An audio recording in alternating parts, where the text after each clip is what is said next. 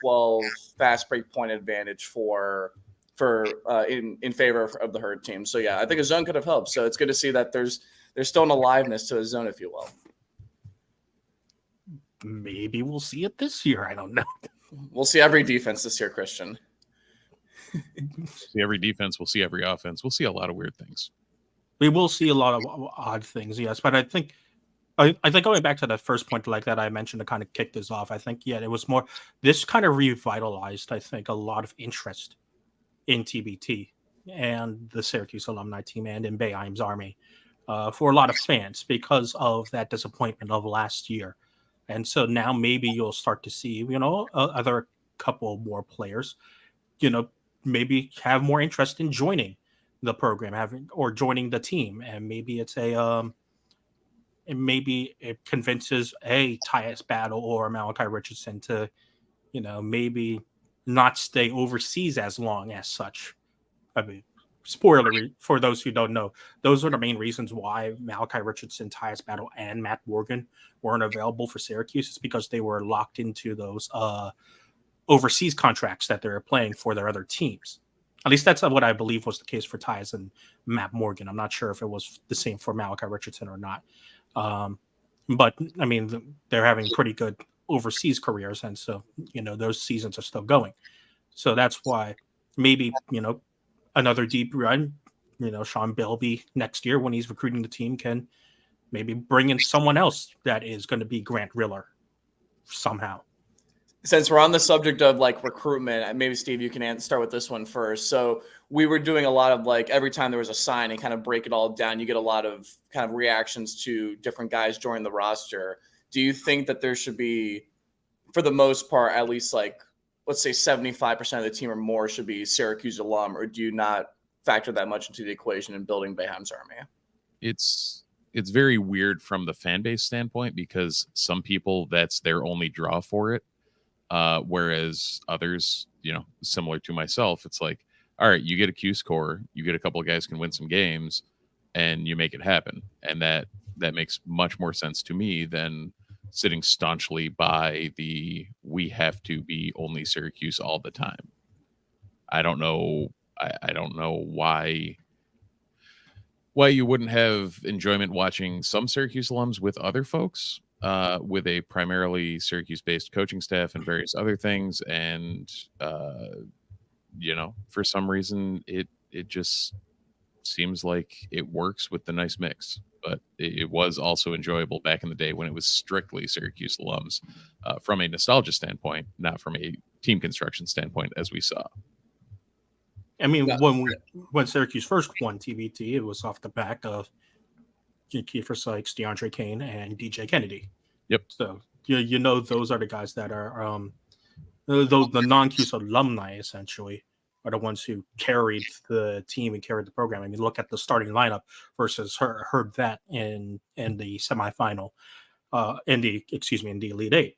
It was Grant Riller, DeAndre Kane, BJ Johnson, Jameel Wilson, and Chris McCullough.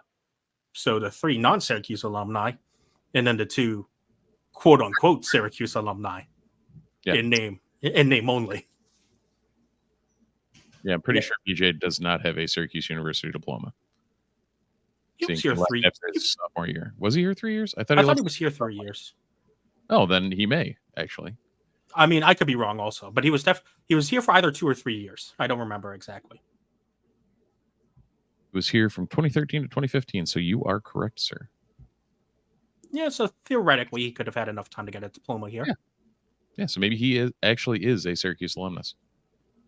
And then, destroyed in LaSalle. Yeah. We should mention, by the way, today, I think Boeheim's Army probably would have been better fit if also the active guys on the roster weren't hurt. Jamil Wilson had like an injury last game, and he was kind of like, all right, today. I know that BJ Johnson would be like, play a couple minutes and then was just completely out of the rotation toward like until the end of it wasn't the Buffalo, it was the second game against the Nerd team where he was on fire, scored 10 points, and he was just done the rest of the competition there. So would have liked to see a few less injuries on that end. I'm pretty sure even Grant Riller might have been hobbled. You never know based off today's performance. Injuries in Syracuse. Where have we heard that before? That Oh, right. Syracuse football. beautiful segue, sir. Yeah. Nailed it. I couldn't tell yet. There's not too much to talk about TBT other than that was nice. Hopefully it goes better next year. Hopefully we get to see some cool players again next year. Now let's get on to what's actually going to start in just a couple of days' time. Fall ball. Steve's favorite part of the year. When he has time to cover. When he has time to cover it, and also when he has fresh offensive line footage to look at. This is true. I'm waiting for Mike to as soon as camp drops, that's usually finds a way that was me last year. That was me last year was just sending Steve offensive line footage after after practices. It was great. Hey, so somebody's got to do it. So better the veteran. Someone's got to do the dirty work around here. And this year it's going to be Mike and you, Dom. So we'll be ready to go. Yep. So fall ball is going to start with official practice starting on, I believe, Wednesday. It might be on Tuesday as well. I know Babers is holding a overarching introductory press conference on Tuesday. I'm not sure if he's actually going to hold practice or not, but the first practice I know that media will get to talk to the players is going to be on Wednesday, which is usually when first practice is. And that will also be the first time that the Syracuse local media in general gets a chance to talk to Babers since spring. And a lot has happened since then. And what we saw during the ACC media days last week in Charlotte was that only Marlo Wax was the only person who talked about the big event of the summer, let's say, in LeQuint Allen. And because at ACC Media Day, it was Babers, Gadsden, Wax, and I'm not sure if Schrader was there or not as well. Yeah, I think Schrader was there as well. So, but only Marlo Wax was there to only Marlo Wax offered any comment about the LeQuint Allen situation. And so it's going to be interesting to see how much Babers comments on it as well, given what comments John Wildhack had on it last week, which was slim to none.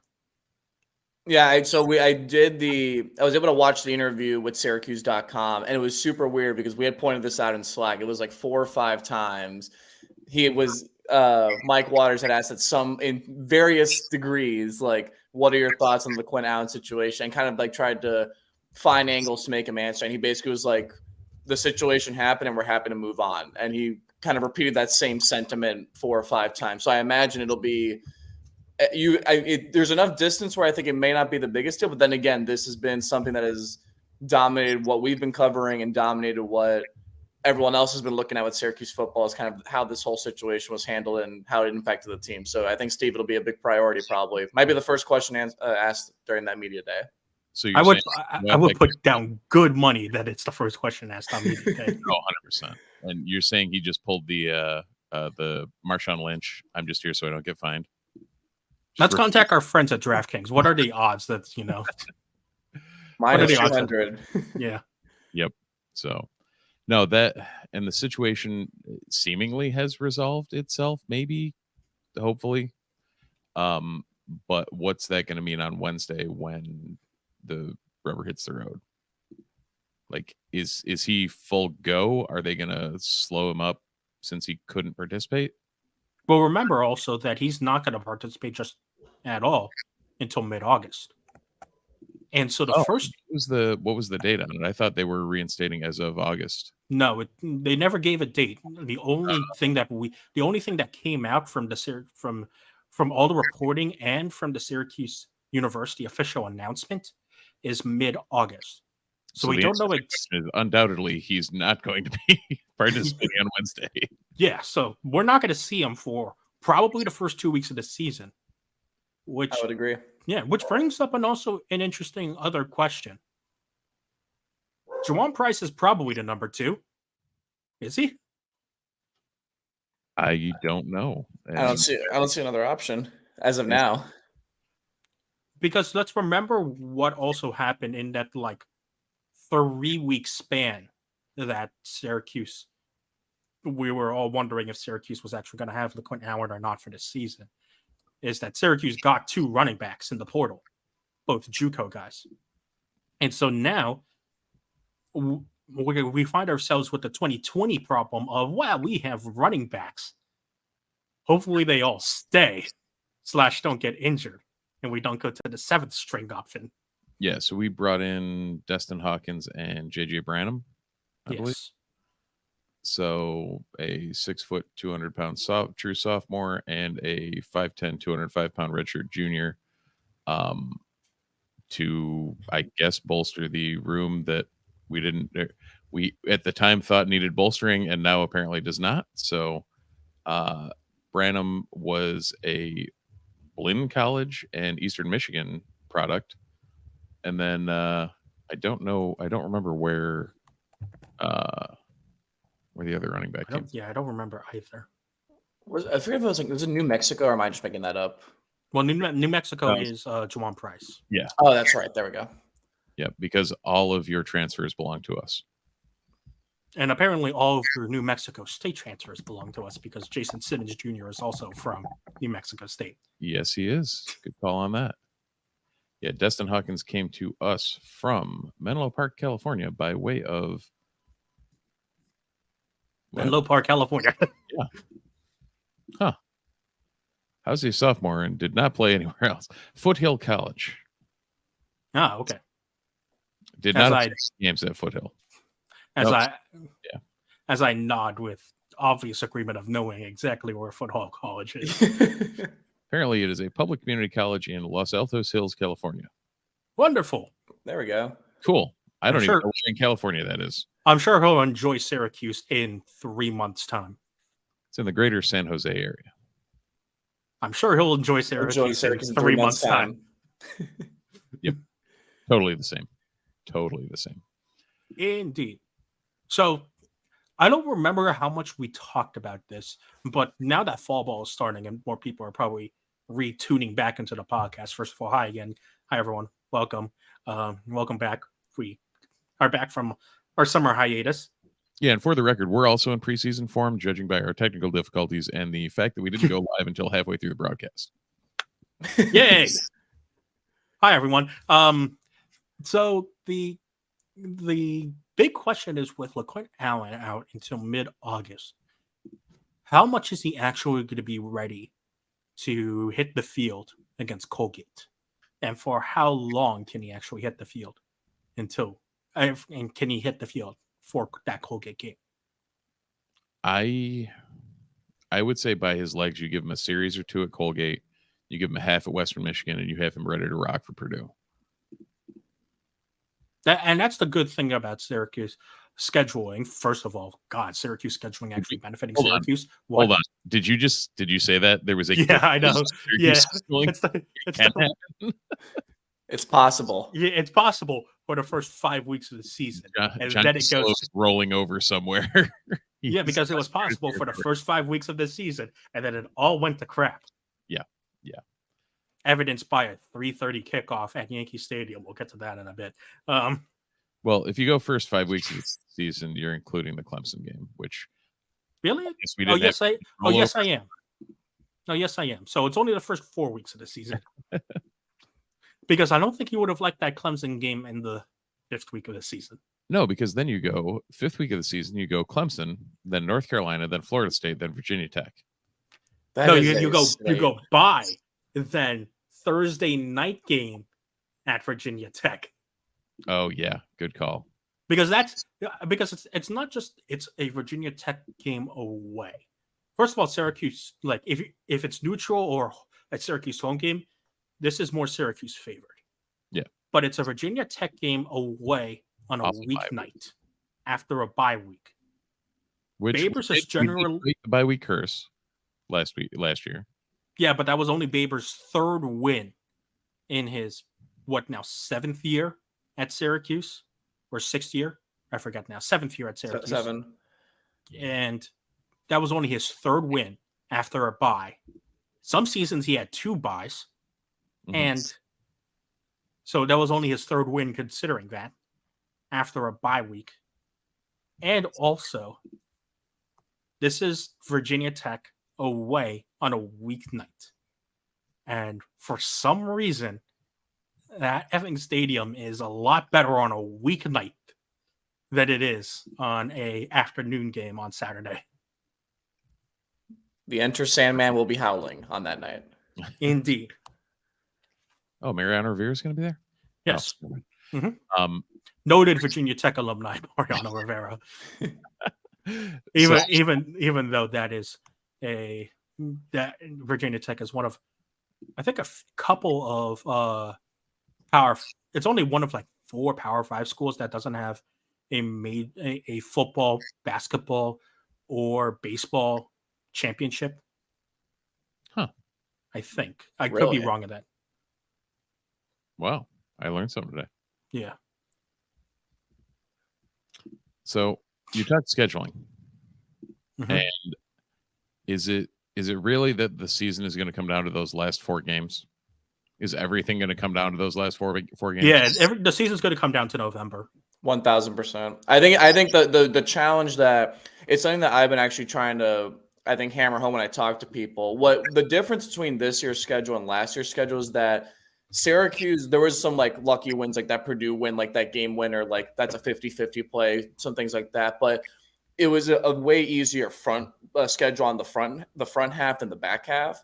This one, they're going to be playing like a Purdue game on the road, even if Purdue is way worse, is still a road game against that conference. You're still going to have to play Clemson, who you haven't really beaten except for that outlier, 4 or 5 years ago. You get UNC and Florida State back-to-back on the road. It is so much more difficult to kind of start off with a great record. And then if there's an injury or those injuries start piling up or there's regression to the mean, you have some cushion. This one, there is no cushion. Like I think me and Micah talked a lot about that. They need to at least be 3-1 or 4-1 after that Clemson game. So I think they got to be Purdue. I think that can't be a toss-up. I think Army's got to be a clear win. If they can be 4-1, I think some of those games in the second half are a lot easier. But this Syracuse team, we know with the injury bug that always happens, it won't be the powerhouse in week 3 that it is, in mid-November necessarily. That's not a guarantee.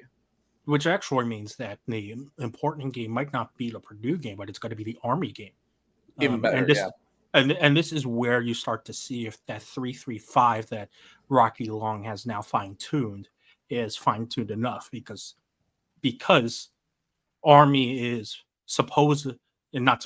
is running a new offense. So can you catch an Army team that is so used to running the triple option out? And what was their premier unit for the past couple of years in that triple option? Can you catch them out now with a supposedly fresh defense that hopefully still has people walking on said defense? Yeah. And that Army's always weird. Like, I mean, the service academies in general end up being weird as D1 programs. It was even weird enough. Like we played Kings Point, the Merchant Marine Academy, and the Coast Guard Academy at the D3 level when I was in college. And it was weird enough playing them because they were all undersized, but they were all the most disciplined and did technically exactly what you were supposed to do teams to play against. God, I wonder why. Yeah, go figure. But it's just this wild card. And for them to switch up that triple option and throw something completely new at for decades, you prepare for Army, you prepare for one thing. Much like you used to prepare for Georgia Tech and you prepared for one thing. So it's going to be, I guess we'll at least have 3 weeks of game tape on whatever new thing is supposed to be. But, it's always a wild card, which is weird to say for Army. And we talk about that defense that Syracuse is supposedly going to have with Rocky Long, and we got to remember that this is going to be a revamped defense. And what a lot of people talked about at ACC Media Day is people who are going to be coming back from injury in that defense. And a name that got floated around a lot was Stephon Thompson. Now, I don't think a lot of people remember how much of an impact Stephon Thompson just has on this defense in general because he played for half a game last year. I thought you were just going to say, I don't know how many people remember Stephon Thompson, which could also is also a true statement. That's what got me laughing. I was like, wait a minute. How many people do actually remember what he did? Because he had a standout year 2 years ago, and then the injury bug after, like you said, what was that, half? Maybe it was like right early in the second half. Yeah. Yeah. So always great. But if he's back and healthy and functional, that changes a lot of the concerns that I had with that linebacking core. Because especially if he's functional, then you have two for sure starters. You have Thompson, who's going to start at the Sam, and Marlo Wax is going to move over to the Mike. We know that. That's been a given. We do know that he's moving in. I'm like 95% sure that Marlo Wax is going to be the Mike. Because didn't he still play the Will, and Caden Bailey came in at the Mike for the Bull? No, because that was, like we saw in the spring, a 2 linebacker formation. Oh. I probably just and it's funny because I've gotten into the semantic argument with a lot of people a lot of times, but in my brain, yes, it's a, technically you look at it, it's a 4-2, but it's a 3-3-5 with a rolled up linebacker. Like it's the same thing on if you sent somebody on a stunt. Well, yes, but also like they actually used 4 defensive linemen instead of an extra, like a rolled up linebacker, which is what Stephon Thompson is going to be, right? Because that's what he usually is. Because Syracuse just didn't have the linebackers. Oh, right. They were so thin at linebacker last year. There was a huge, even like Derek McDonald just coming out of nowhere. It was like, oh, where'd he come from? And then he got a pick in that first game. It's like, okay, maybe he's something. So, but okay, I think we love him now. It's fine. We love him. I remember Derek McDonald was subbing in for Stephon Thompson. Yeah, and now he was playing Fulster. So, also the thing with Stephon Thompson, I think he balances good coverage with, I think he's like athletic enough to stop the run, because I think Syracuse actually will be fine from a coverage perspective. I think their challenge is going to be, they really struggled in the second half of the season with stopping the run game. The BC game in particular, Wake Forest, they didn't do a good job stopping the middle of the field. And that to an extent opened up bigger, especially some of those ACC quarterbacks, just bigger plays from throwing the ball. So I'm hoping that's kind of my thing. I'm hoping defensively. This team always ranks defensively pretty well the past couple of years, but stopping the run, I think, especially with how talented the ACC is at the top, is going to be probably a big must if this team is going to be above 6 wins and get a bowl game. And someone who can help with that, and Steve, I think you can talk about this, is someone who can help with that is another guy who's coming back from injury, and Terry Lockett, which is another, hey, remember this guy? Mm-hmm. Because we didn't get to see Terry Lockett in ACC play. He was injured, I think, during the Virginia game. And so having him back to help the run defense is going to be big, because as much as we love Kevon Darton, he's not, because of him being an atypical size for a defensive lineman. There's a reason why the run defenses were better, because our starting nose tackle was an atypical size for a defensive lineman. Yeah. And when you add into that the addition of Ingraham from Alabama at 300 plus, who I believe has been working at tackle. I believe he's been working at end. Or sorry, in my brain, I'm like tackle or 2 tackles and a nose versus it's all what you feel like calling it. But yeah, he's been working more outside than at the nose, and it's kind of crazy to see. But if you're getting Lockett back at 6'3", 280, who he's listed 280 in the spring, who knows what he'll actually come into for camp and whatnot. But especially coming off injury, you might be able to bulk up a little bit more. But you're starting to get a little more decent size in there, which is an issue we had last year, especially as thin as we were, and then an issue we had the prior year, even though we did have some depth. There's not going to be any more 217-pound Steve Linton's flitting around the field. Oh my God, that was that standpoint, which he did work, but I mean, he's an outside linebacker. He's not a defensive end. in the ACC at least. Also, welcome to the Disloyal Idiots podcast, one of the few publishing media locations that'll be very interested to look at the roster page when it releases for all the reasons you didn't expect we'd be excited to look at the roster page for. I would be remiss if I didn't admit to the fact that at one point I had a spreadsheet that I would just put in the weights and see what the differentials were. And I wouldn't be surprised if somehow we got like an article about like, okay, the biggest pluses and minuses in weight. Don't threaten me with a good time. We'll so look out for that on our sister website, ninjaedition.com. But that's the defense. We talked a lot about. I guess we're still playing around with the defensive line though. Yeah, there's a lot of names there. Like, and there's a lot of names. Yeah, we can continue to talk about that. Yeah, I don't want to beat any sort of horse, but Okechukwu is the guy people remember. Chase Simmons is the guy who made a name for himself late in the season, and is clocking in at 6'4", 245, but probably beefed up from that. Ingraham, as mentioned, Dennis Hawkes, Terry Lockett, Jaleel Smith, Rashard Perry, Ty Gordon, Kevin Jobity, again, made a name for himself late in the season and probably, was working in the offseason. Francois Knowlton, Elijah Wright, who is back. Was he injured too last year? I don't remember. It was either him or Fuentes Cundiff that was. No, Fuentes Cundiff was the guy who was playing. Okay, so Wright might have been injured, and then Belizaire Bassett. So we get the all-name team back in action. So there's a lot of guys there that whether it's from what they've done on the field or from potential we saw in recruiting videos, that might be one of our deeper positions. It is a lot of raw. It is a lot of raw talent, especially once you get past the supposed starters of Okechukwu, Lockett, and then probably Ingraham also. Yeah, and then it's who knows what you're going to see. And there's also a real chance that Ingraham doesn't start, and it's Hawkes or Jobity or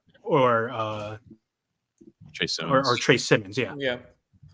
Because that's a real possibility, because also we are the kings of at least Steve is going to be the king of, okay, when is the 2 deep coming out? We're going to have a fun time studying that. There's a reason I do that article every Monday. Well, even though it doesn't change after after about the 3rd week, there's no change whatsoever, but I'll still write it up. Well, it changed a lot last year because of injuries. Right. Changed out of necessity. I do agree, though, with Steve. There's a lot of, even if there's a lot of raw talent, it is talent, though, which is good. I think there's just a lot of good names, I think, on there from like the get to know you previews we've done. Just either they've already flashed potential with Syracuse on the field toward the end of last year. I think that was a sneaky good thing, even though we kind of tailed off with some of those losses. It did give a lot of these younger guys some reps, but the incoming talent that's also coming in, I think there's just more athleticism and size, broadly speaking. And we're hoping that can just translate, I think, especially, hopefully, some more sacks. I think we did a good job forcing turnovers for the most part, maybe not so much in the second half, but pressuring the quarterback, I think, hopefully will be a big priority. But and as Steve and I have said, the defensive line isn't made to create turnovers in the 3-3-5. That's just a nice addity. That's where you want your linebackers to happen, to create those turnovers. And luckily for Syracuse, the same situation happens in linebacker, where you have a lot of raw, unproven talent in the linebacker room, because outside of Wax and Thompson, it's kind of a toss-up of who's going to be your 3rd starting linebacker. Is it going to be McDonald? Is it going to be Leon Lowry? Is it going to be Anwar Sparrow? Is it going to be Caden Bailey? You have a lot of options there on who you want your 3rd linebacker to be at the will to take over for Wax.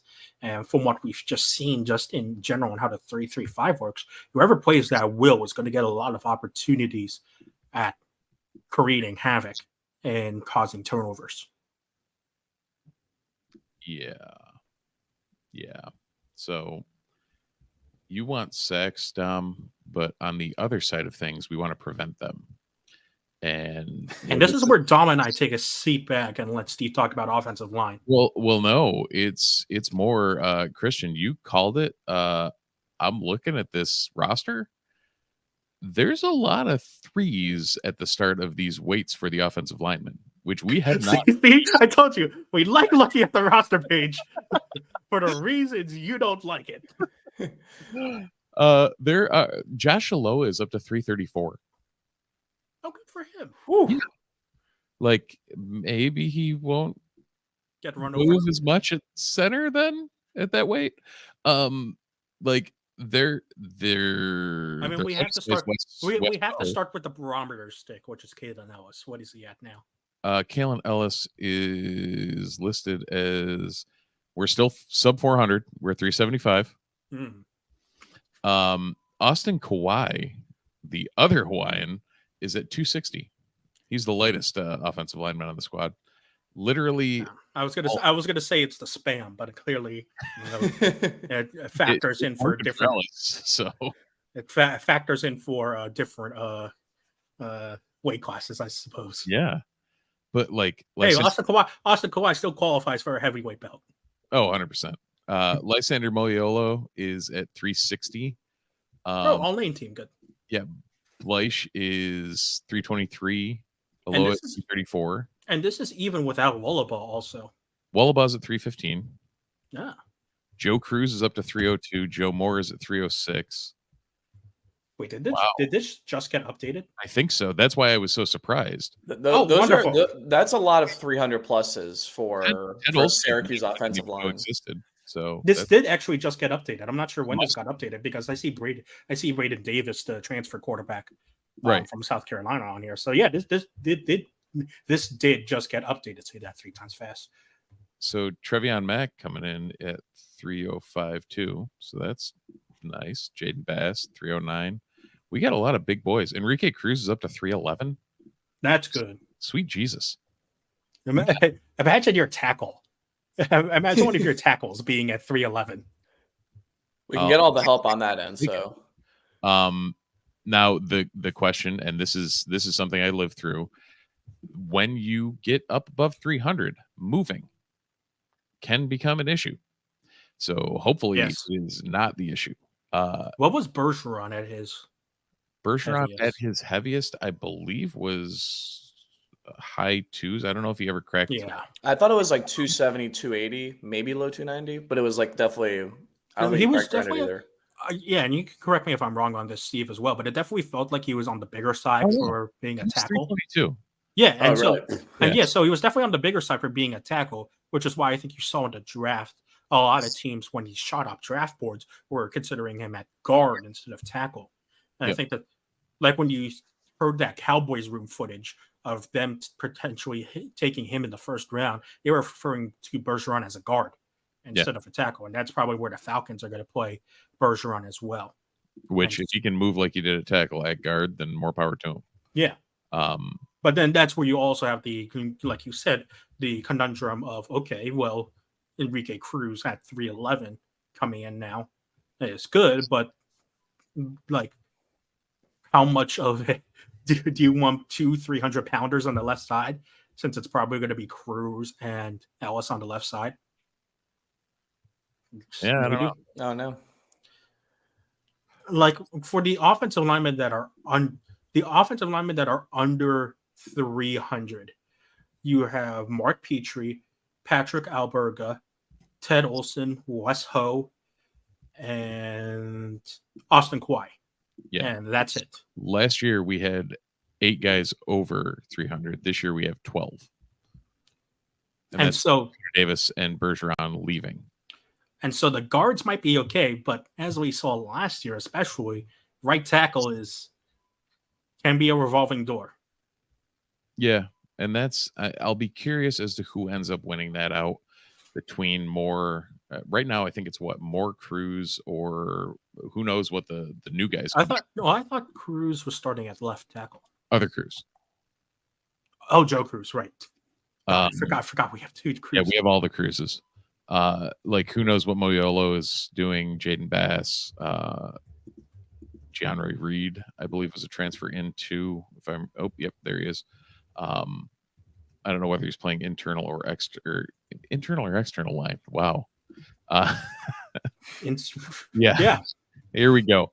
Like I said, Is that a football form? Is that a football term that you used in your day? No, that's the biology floating in. Oh, wonderful! Congratulations. So yeah, Reed was actually a NJCAA second team All American, which is nice. Well, yeah, I know a lot of people were high on Reed, especially. I knew I knew people were high on him. I didn't realize he was in the NJCAA championship game, which is also nice. Yeah. 6'3", 315. So he's got a shot. Like that right tackle is just going to be, we'll figure it out, I guess, at this point. Like, I know a lot of people had Joe Moore penned in there, but after what we saw in the spring, I don't know. And same thing with Wollaba at center, like him just coming in, who knows? So more to come there. I've never put too much stake without seeing actual footage on these guys. So here's putting this out to Mike. Make sure you get me footage. I'll make sure to tell him. Sounds good. But yeah, just go to the end of the field. Yeah, they're usually in an end zone. Now that we're done with offensive line corner, is there anything else on the offense we want to talk about? Yeah, I think there is, because there's I know just in the amount of the preseason, quote unquote preseason shows that we've done, there really has been a player that we haven't really talked about too much in detail that we probably should, because he probably more likely than not is actually the key to Syracuse having a repeat of at least having the same success as last season. And his name is Garrett Schrader. Yes. Because the flashy thing to talk about is Sean Tucker's gone. What's going to happen at running back? Can Oronde Gadsden repeat what he did last year? When in reality, a lot of this just falls on Schrader. Yeah. Because a lot of the offense is unlocked through him. And we saw last year, once his ability to move was affected by injury, the production started to wane. Especially throwing the ball, too. He was wildly inefficient those last couple of games. And pretty big mistakes, too. Just some numbers on that, because we've done like some bit. Mike dug up the hole that he had the second best completion percentage in the ACC, which I actually found pretty surprising.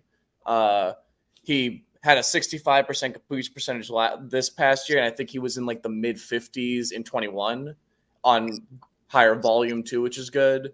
He had 453 rushing yards and 9 touchdowns running the ball, and then he had 17 touchdowns to 7 interceptions in 2022. So some pretty good stuff. Yeah, but and then the interesting will be to break down those numbers by half. I agree. Because I think if you go post Clemson game, it'll be very interesting to see how those numbers are affected, which is something I could probably do if I feel like it.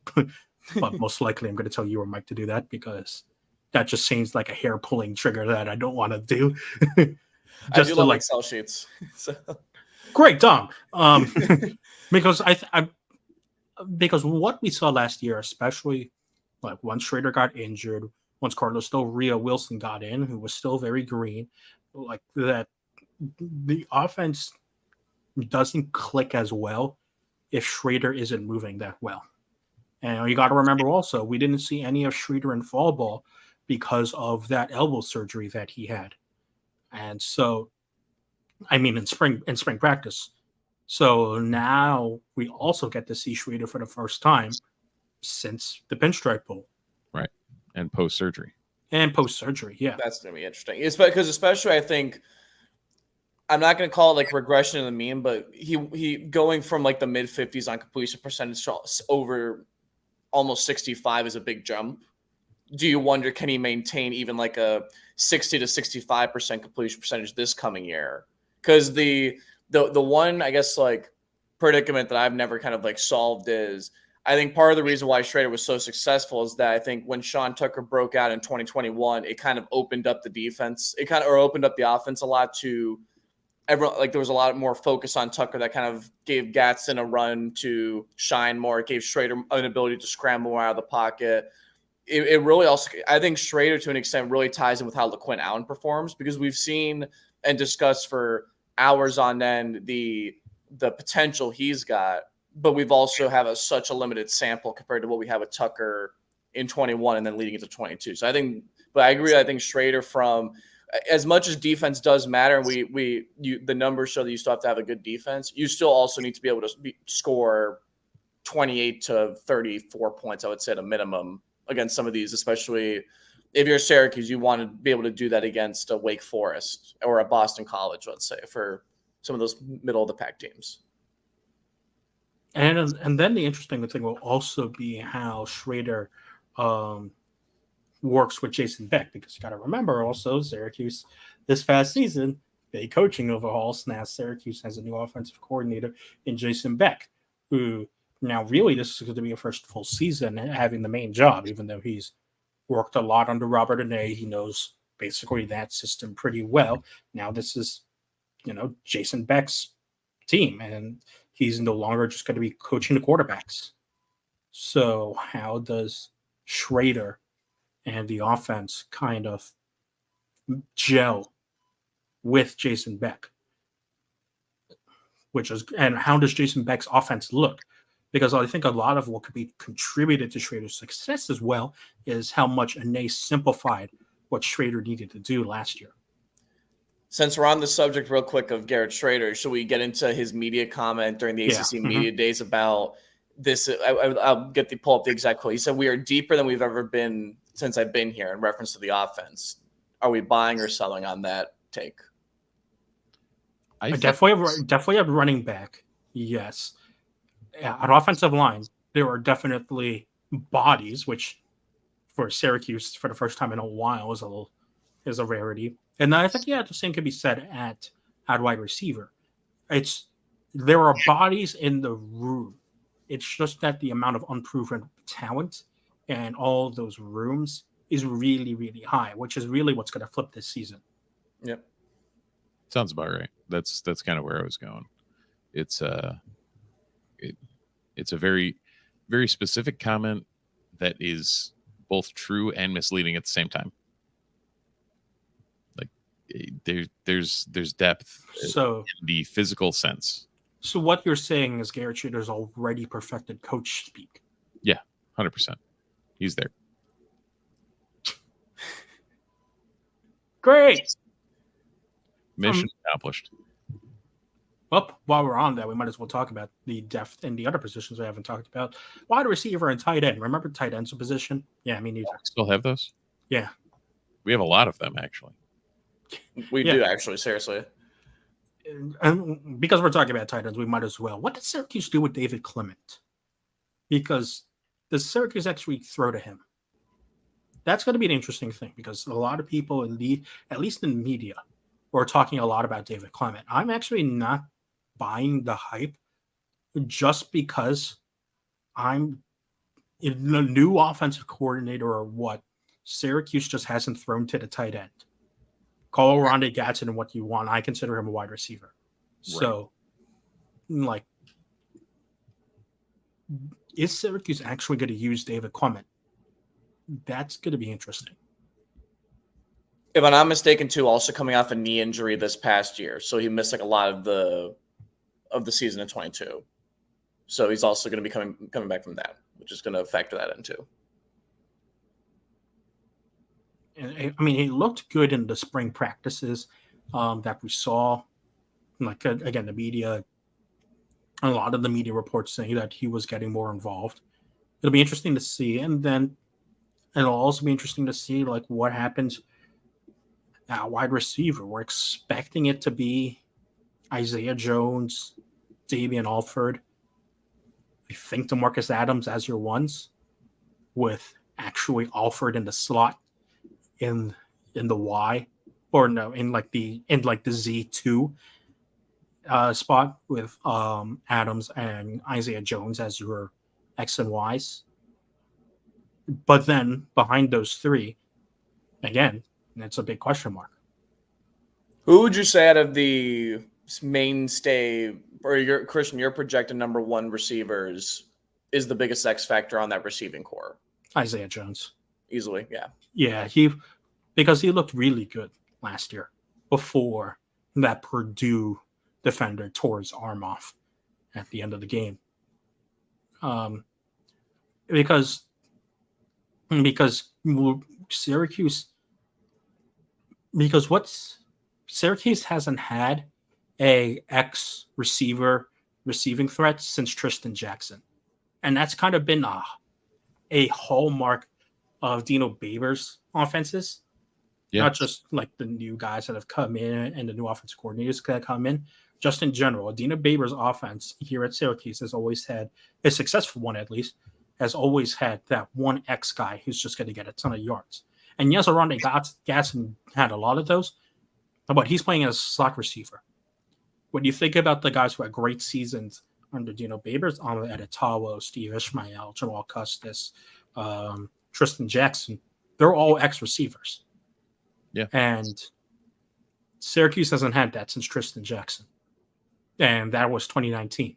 So we're coming up on 4 years of not having basically my whole college career we haven't had an X receiver. That's congratulations. Well, my whole college career, or my ESF career, we had Greg Robinson. So even without congratulations. Ooh.